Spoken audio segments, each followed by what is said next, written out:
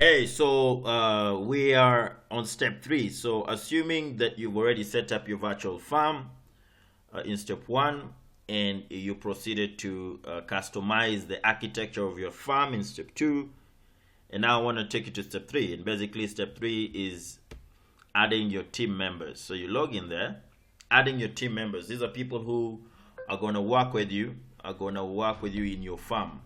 All right. So it's important to add team members because you might want to be assigning tasks, or you might want to enjoy the benefits of collaboration. All right. And the only way you can collaborate with your team members is if they are part and parcel of Butterfly. It has a cost implication.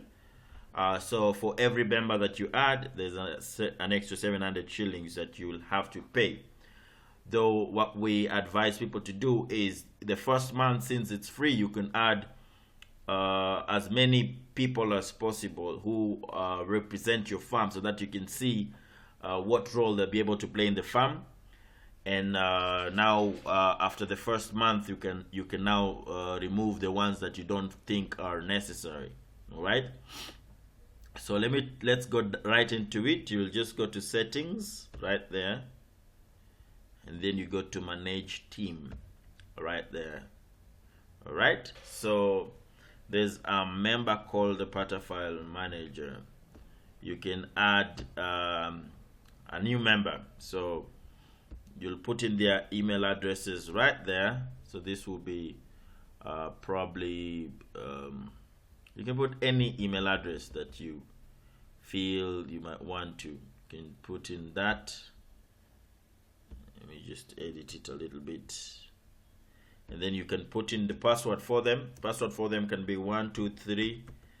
123 their names. 123 their names. They can always change that. So 123 their names. They can always change that later on. And then the roles of permissions. These are what in tech we call the access matrix. So each of these has different privileges from the lowest to the highest.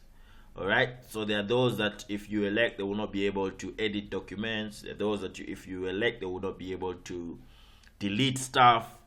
They will not be able to see fee notes, etc, etc. So for a start, because there'll be some work to be done, you might want to put everyone at admin so that they can help you add matters and organize yourself. Then after all has been added and the wheel has started rolling, then you can downgrade them to their respective roles, whether it's partner, associate, legal secretary, pupil, paralegal. All of those have different access matrix. So I just put this as at admin,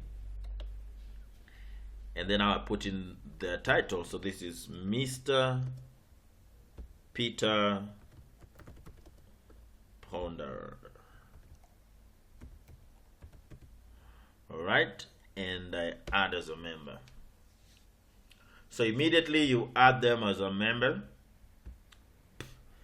You communicate to them their password, the one that you had elected for them. They can change, and they'll be able now to go to www.butterfly.co.ke and log in using the details, their email address and the password that you'd set for them, and they'll be able to access your farm. So you can add as many team members as you would wish, depending on, you can add the secretary, you can add an associate, you can add a clerk.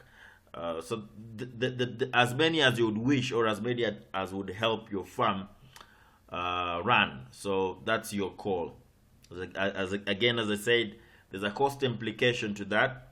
So you might just want to test it the first month, and then if you feel that maybe a few people will be able to handle everything that you need handled, you can downsize. You can even have one account and have everyone log in through that one account. The only problem with that, it will lead to a lot of confusion. You want people to take a responsibility. You want accountability. When you assign a task, a specific person is expected to do it. If you have one account, then there'll be a mix-up on those lines. So that's the third step that you do. The first step is you set up your virtual law firm. Second step, customize your law firm's architecture.